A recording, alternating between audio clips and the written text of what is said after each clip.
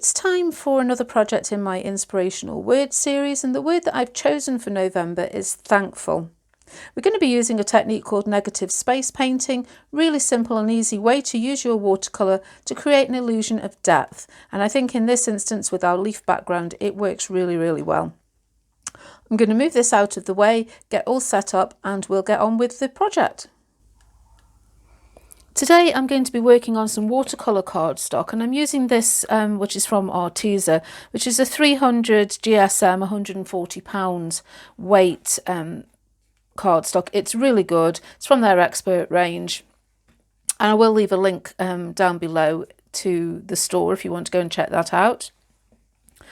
And because this is fitting in our little frame, and as you can see, that was last month's, that was October's project. It has to be a certain size. I've got my template here, which shows we need to cut it to 3 1/4 by 5 1/4 inches. So for now, because I'm going to be painting and I wanted my cardstock to just be taped down to prevent any warping, I've cut it a little bit larger. So as you can see there, I've cut the cardstock a bit larger so that I can tape it down. There's still a bit of a margin around the edge, and we can just trim it to size once it's dry. And I can come back and refer to that later for the sizing. The reason I've taped it down onto this piece of just sturdy cardstock, as I say, it does help prevent it warping, especially because we're going to be adding a few layers of watercolour here. Now this technique is really good for creating some depth and sort of layered effects, and you don't have to be overly skilled with watercolours. It's quite simple. Just take your time, and hopefully today I'll be able to show you how simple it is. So I'm just going to move these out of the way. I've got my Arteza watercolours here. I want to use some nice autumn shades, some oranges and browns, and this has a really good range of those in there. I did do a review of this set of watercolours earlier in the year, and I'll pop a link up to that in the corner there. I've got that. I've got a pot with some water in. I've got a couple of paint brushes in different sizes. I've got a pencil to draw my design, and I've also got just my heat tool so that I can dry the layers in between working, just to speed up the process a little bit. So for the first stage in this, we're going to put a light wash of colour all across the cardstock and dry it off. That way there's not going to be any white space on there. There's going to be colour everywhere. So I'm just going to mix up a pale shade and brush it all over using a fairly large brush.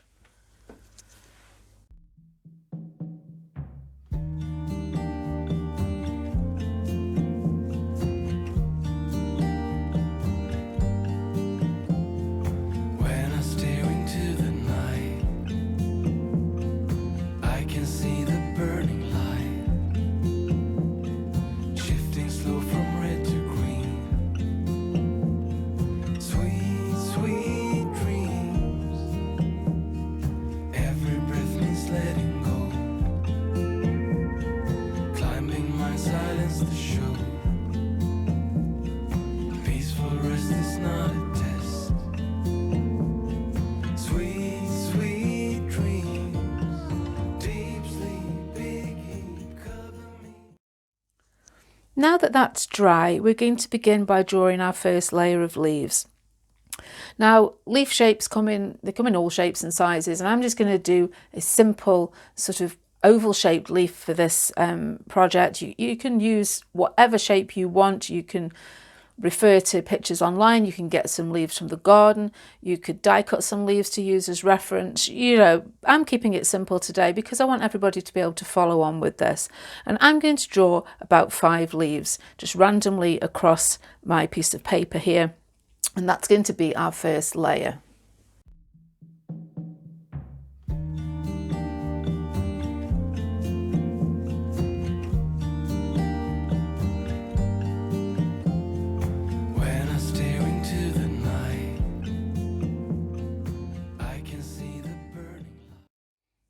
Now I don't want to draw these too heavily because I don't want the lines to be that obvious when I've finished. I'm hoping that you can see here they're just a simple sort of eye-shaped, oval-shaped leaf. So what we're going to do now is mix up a slightly darker colour of watercolour, and we're going to paint everywhere except inside those leaves. So the leaves are going to remain this colour, this pale yellow colour, and everything else is going to be a darker shade.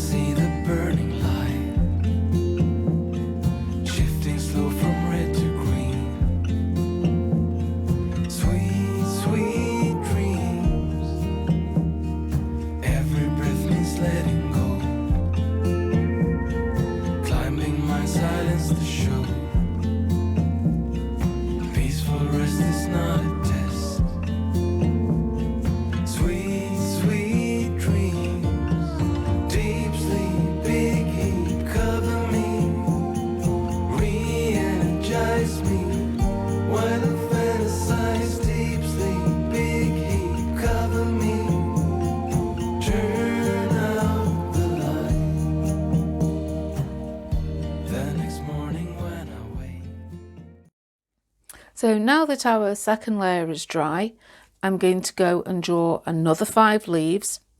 This time they're going to be underneath and sort of, again, randomly filling in this space so that they'll be starting to overlap.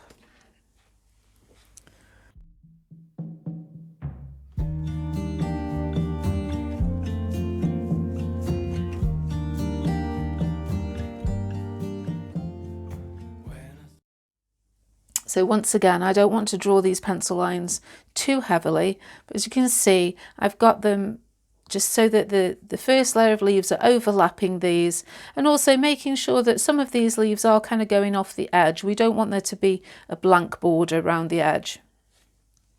So I'm now going to mix up another shade of paint, darker than this one that we've got here, and repeat the process of painting in everywhere except within those leaves of the first layer and this second layer that I've just drawn.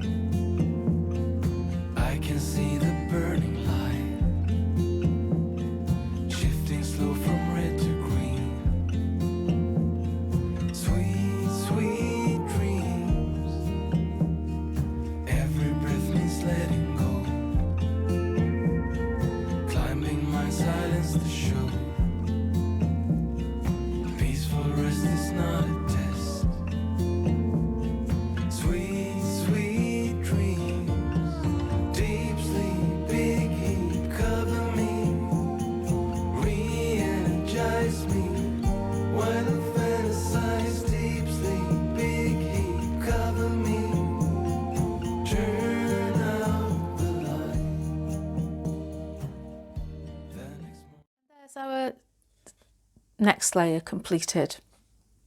Now I'm going to continue repeating this process, drawing another 4 or 5 leaves, painting around them, and then drawing some more leaves, painting around them, until pretty much my whole background is covered with drawings of leaves.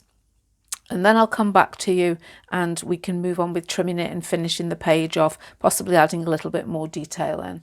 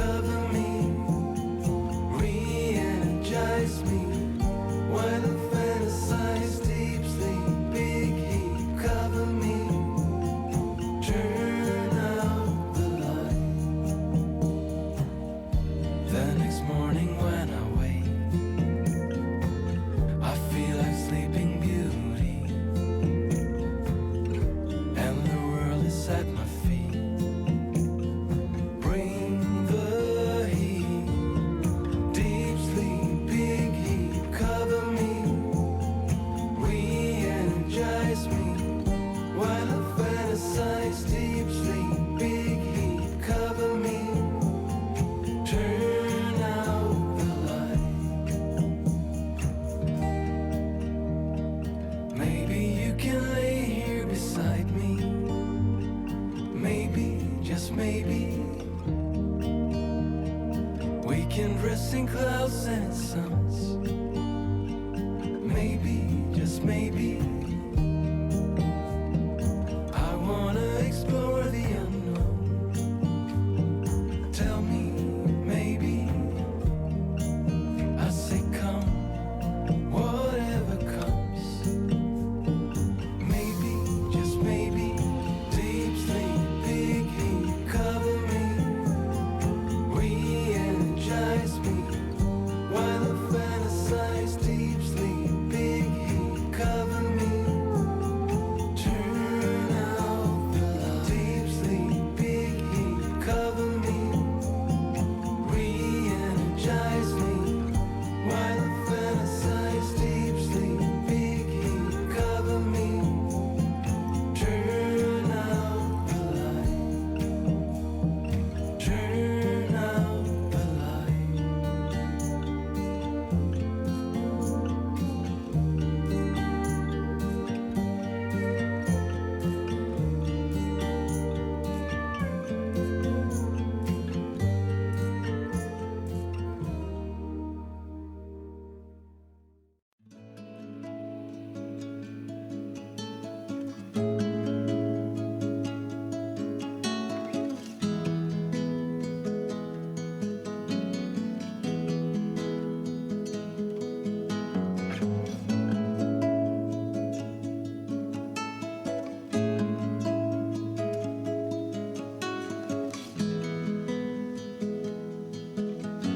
Summer is ended, the leaves are turning brown.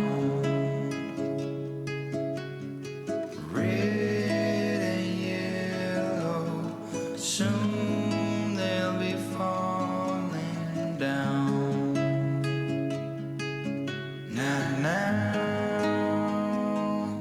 I'm not ready, not just yet. I'm not ready for autumn. Autumn comes too soon.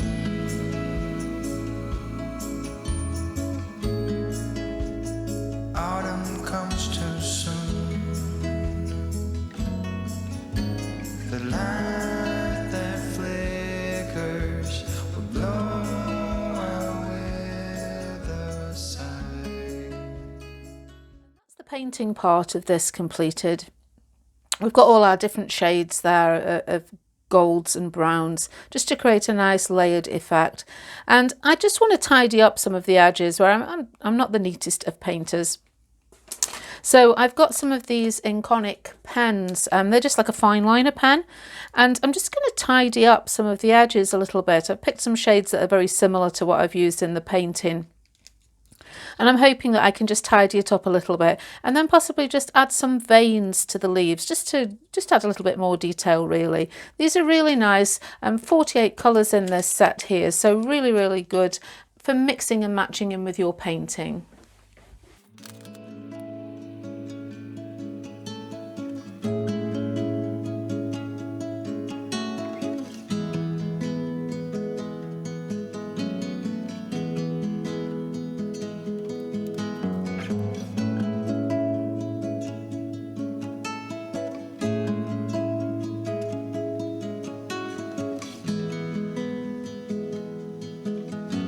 Summer is ended, the leaves are turning brown.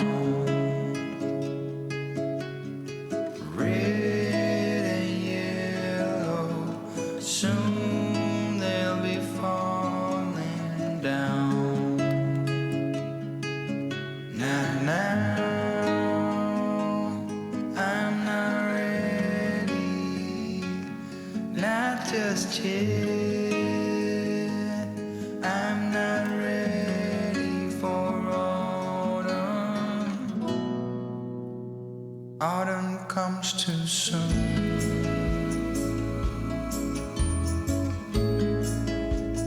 Autumn comes too soon. The light that flickers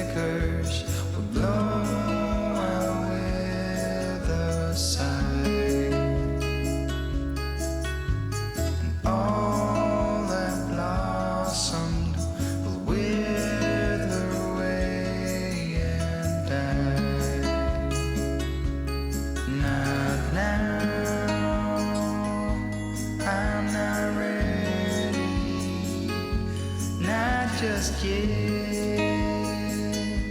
I'm not ready for autumn.